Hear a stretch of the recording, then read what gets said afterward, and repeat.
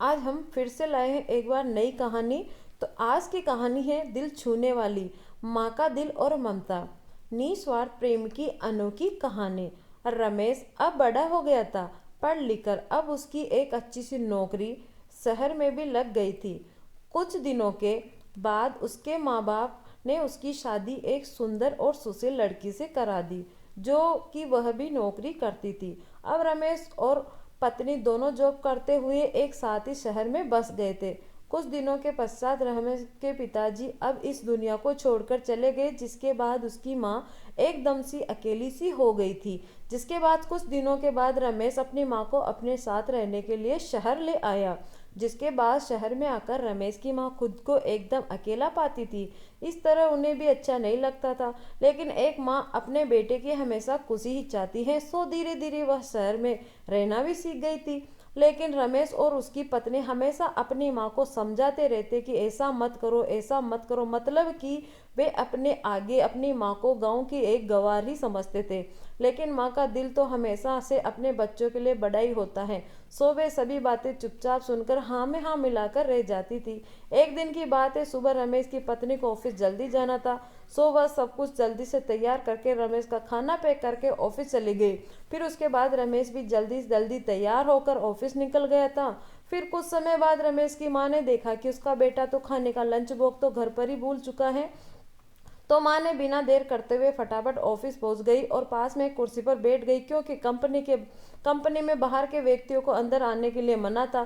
सो फिर बेटे को दिक्कत ना हो इसीलिए फ़ोन न करके मैसेज किया, लेकिन रमेश अपने काम में बिजी था, सो माँ के मैसेज का ज़्यादा ध्यान नहीं दिया। लेकिन उसकी माँ बाहर कब से उसका इंतजार कर रही थी। इस तरह कई घंटे बीत गए। इस बीच कई मैसेज भी किया, लेकिन रमेश का कोई उत्तर नहीं आ रहा था। इस तरह रमेश की माँ को चिंता होने लगी। लेकिन रमेश अपनी माँ के कई मैसेज आने के बाद वह अंदर ही अंदर खूब गुस्सा होने लगा था।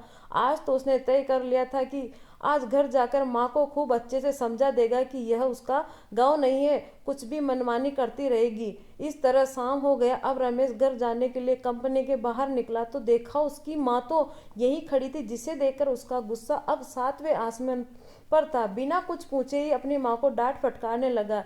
पहले घर पे खाली बैठे बैठे मैसेज से परेशान करती हैं, और अब तो कंपनी में भी आ गई। आखिर उनका ये गांव नहीं है जो मनमानी करती रहेगी। है सुनकर रमेश की माँ ने खाने का टिफिन रमेश की ओर आगे बढ़ा दिया, जिसे देखकर रमेश को अब समझते हुए देर ना लगी कि वह अपना खाना भूल गया था, जिसे माँ ने उसे देने के लिए यहाँ आई थी। इसके बाद रमेश की माँ बोली, बेटा भले ही तुम बड़े हो गए हो, बड़े शहर में रहते हो, भले ही अच्छे बुरे की ज़्यादा समझ आ गई हो, लेकिन मेरे लिए आज भी मेरे कलेजे का टुकड़ा ही हो, जिसे मैंने बचपन से लेकर आज तक पालते हुए आ रही हूँ। रमेश को अब आंखें खुल चुकी थी। आखिर उसकी माँ उसकी परवाह करते हुए खाना लेकर आई थी, जिसे वह बिना सोचे समझे अपनी माँ को ही डांटने जा रहा था।